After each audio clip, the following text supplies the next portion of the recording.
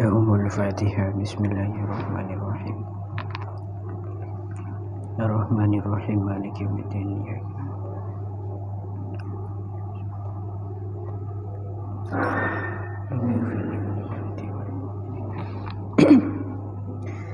Bismillahirrahmanirrahim. Faqad qala al-muallif rahimahullahu ta'ala wa nafa'ana bihi wa bi'ulumihi wa bi asrarihi fid dharaini amin. Allahumma amin.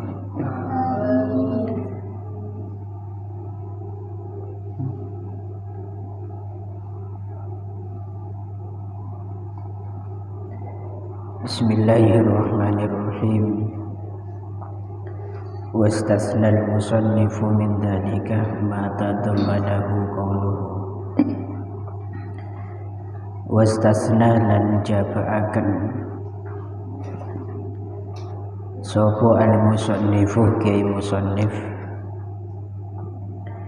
min dhalika saking mengkono-mengkono syurut itu min dhalika saking mengkono-mengkono syurut opo ma ing barang gitu, ma ing barang tadomanahu kang mengku ing ma, tadomanahu kang mengku ing ma opo qauluhu dawe musannif, opo qauluhu dawe musannif rupane illa annahu angin sak temene kelakuan, illa annahu angin sak temene kelakuan iku la yaftakiru ora butuh, iku la yaftakiru ora butuh apa nikahut timbiyati nikahe wadon kafir timbi ila islamil waliyi maring islame wali, wala yaftakiru lan ora butuh apa nikahul amati nikahe budak wadon ila adalati sayyidi maring sifat adile sayyid, ila adalati sayyidi maring sifat adile sayyid. Fayajuzu moko wenang apa ayyakuna yento ono sapa sayyid iku fasikon wong kang fasik, wa jami'u ma utawi sekabehane keterangan sabakoh kang wis dhisik apa ma fil waliyi ing dalem masalah wali iku yuk tabaruh dan wilang-wilang, iku yuk tabaruh dan wilang-wilang apa jami'u ma fi syahidayin nikahi ing dalem saksi lurune nikah, fi syahidayin nikahi ing dalem saksi lurune nikah. Wa ammal ama anapun utawi wuto, wa ammal ama anapun utawi wuto iku fala yakdahu moko ora nacat-nacat opo al-ama moko ora nacat-nacat opo al-ama fil wilayati ing dalem sifat dadi wali, fil wilayati ing dalem sifat dadi wali fil asohi miturut ing dalem kaul asoh, fil asohi miturut ing dalem kaul asoh. Bismillahirrahmanirrahim. Wastasnal musannifu min dhalika ma tadammanahu qawluh illa annahu la yaftakiru nikahud dhimmiyah ila islamil wali. Sekarang kita akan memasuki persoalan yang dikecualikan oleh musannif dari syarat-syarat sebelumnya. Karena kita pasti ingat bahwa syarat wali nikah itu harus Islam dulu. Kemudian salah satu syaratnya juga harus adalah tidak boleh wali nikah itu fasik. Namun ada beberapa masalah nanti yang boleh wali nikah itu beragama bukan Islam, boleh di situ fasik. Makanya kaidah yang semacam ini itu biasa di kalangan para ulama. Ini masalah ilmiah sudah biasa. Likulli syai'in mustasnayat. Setiap sesuatu itu pasti ada yang dikecualikan, apapun itu. Contoh misalkan sholat 5 waktu itu hukumnya wajib, kecuali bagi perempuan yang haid. Sholat isya di situ wajib, kecuali kalau dilakukan di luar isya. Contohnya seperti di pagi hari, wajibkah sholat isya? Maka dah wajib. Pokok segala undang-undang aturan apapun pasti ada pengecualian di sana. Contoh di luar agama, misalkan orang berjalan di jalan raya itu harus mematuhi lampu rambu-rambu lalu lintas. Boleh dilanggar itu apabila darurat, contoh seperti ambulan yang memuat atau mengusung orang yang sedang darurat parah, atau polisi. Itu tidak semua orang kena aturan gitu. Contoh lagi misalkan seperti pertanyaan kubur, itu tidak semua manusia kena pertanyaan kubur. Buktinya Gusti Kanjeng Nabi itu tidak. Kalau Nabi ditanya kan membingungkan. Man Nabi juga, siapa nabimu? Nabi Muhammad ditanya begitu. Nah ini yang dimaksud kullu syai'in likulli syai'in mustasnayat. Setiap hal itu pasti ada pengecualian. Begitu juga syarat-syarat kemarin. Itu ternyata ada sebagian wali yang boleh melanggar syarat itu. Salah satunya adalah walinya seorang perempuan yang beragama kafir. Perempuan yang di situ tidak beragama Islam itu kafir. Walinya tidak disyaratkan harus muslim, itu tidak. Sehingga di situ boleh walinya itu beragama non-Islam atau di luar agama Islam. Kenapa kok diperbolehkan? Ya memang kuasanya wali nikah itu pada sang anak. Kok nanti anaknya beragama non-Islam, maka boleh wali nikah walaupun bukan Islam itu menikahkan. Walaupun toh di situ agamanya itu beda-beda, karena untuk agama di luar Islam itu banyak macamnya. Agama yang benar menurut versi keyakinan mereka, bukan menurut keyakinan kita. Karena indana menurut kita tidak ada agama yang benar dan hak kecuali agama Islam. Menurut mereka agama, menurut kita kan tidak ada. Agama cuma satu.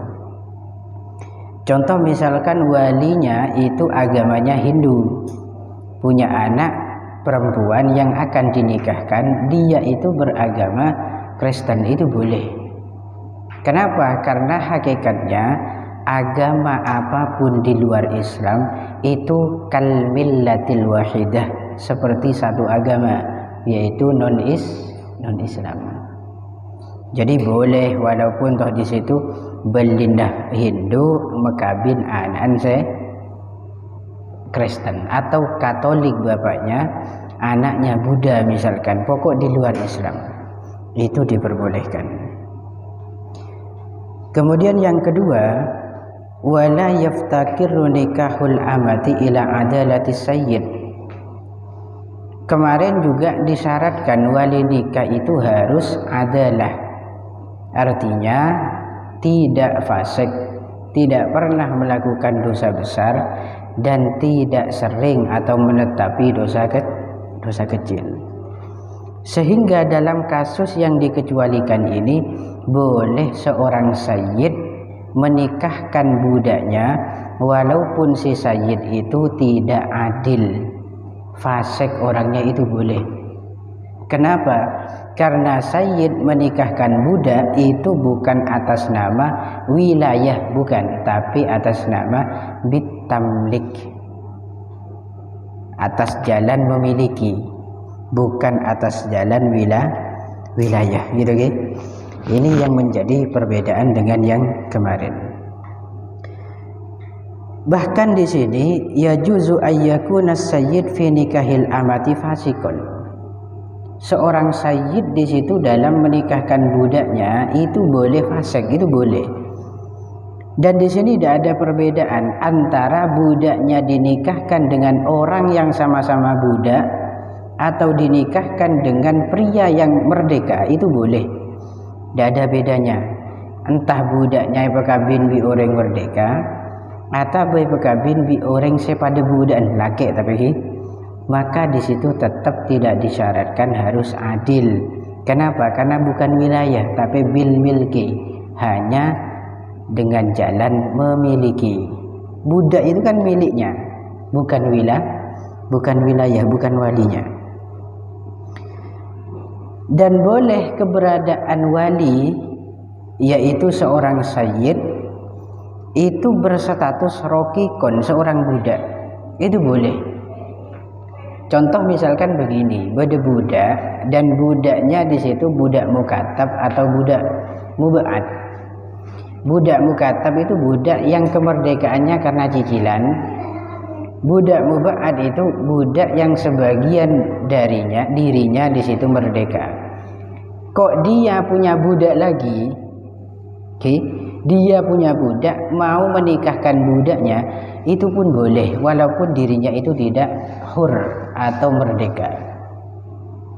Jadi tidak disyaratkan untuk perempuan yang berstatus budak walinya itu harus merdeka, itu tidak disyaratkan. Dan tidak disyaratkan walinya harus adalah, itu tidak.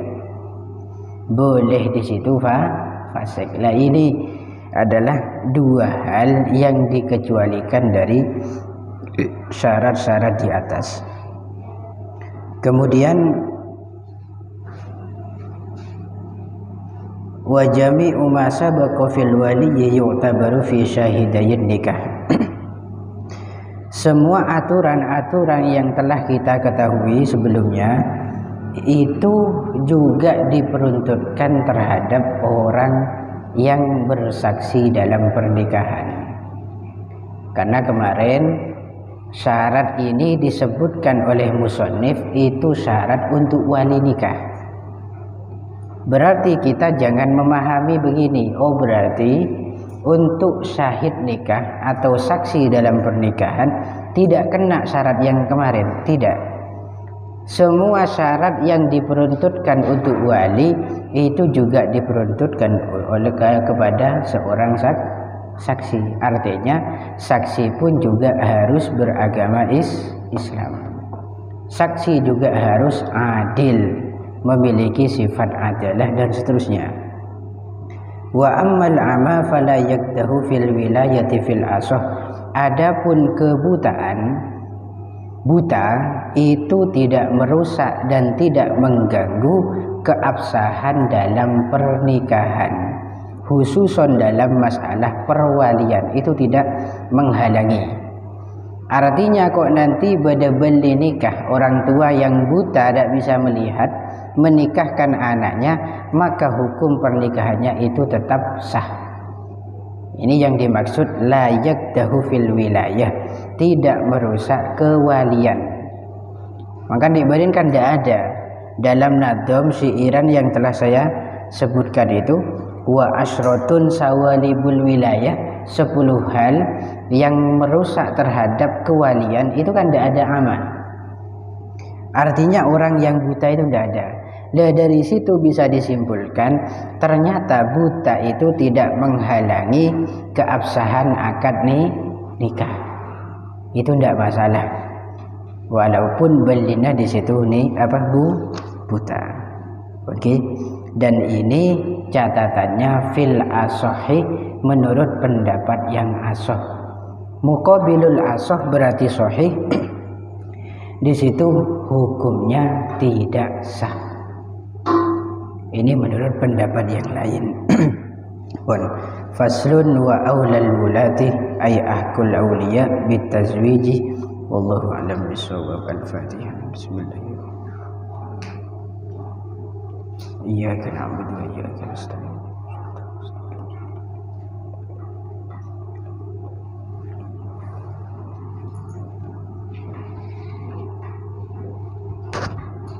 Oh, ada yang lupa. Tadi itu orang yang kafir jadi wali itu boleh menikahkan anaknya yang kafir, kan ya kan? Itu catatannya harus adil dalam agamanya. Artinya dia itu tidak pernah melakukan dosa besar menurut keyakinan agama dia, menurut Kristen kalau dia Kristen, dan tidak musirrun ala shaghair, tidak menetapi dosa-dosa kecil menurut keyakinan agamanya. Karena adalah dalam Islam itu sama hukumnya dengan adalah dalam kafir atau kufrun, dalam agama kufrun di luar Islam itu sama. Jadi syaratnya pokok di situ baik menurut agamanya dia, orangnya itu menurut keyakinannya dia itu tidak fasik, maka boleh menikahkan. Dia jahat, agama non Islam jahat atau kafir dia jahat, maka tetap tidak boleh. Itu syaratnya ki. Kelupain ki buruh terang lagi.